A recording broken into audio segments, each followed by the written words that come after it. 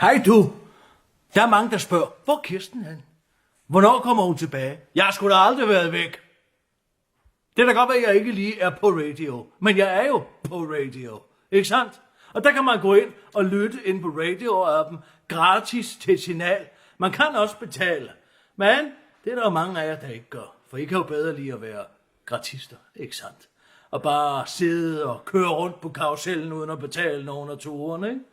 Fordi I ikke kan få jer selv til at betale 45 kroner eller 49 kroner om måneden, hvor jeg bevares. Jeg må engang få en kop kaffe for i dag. Hvad kan man få for 45 kroner? 250 gram smør. Helt ærligt, du. I skal bare blive ved på den måde. Det kan I bare gøre, hvis I kan se jer selv i spejlet. Det vil jeg fandme ikke kunne. Så det du skal gøre, hvis du har svært ved at få øjenkontakt med dig selv om morgenen i spejlet, det er at gå ind på Radios hjemmeside, og så blive en af Radios venner og få portemonnaien op. Er det forstået? Nå. Kæft. Har det utroligt så mange mennesker, der vil betale til samfundet. Jeg betaler sgu i princippet helt snart.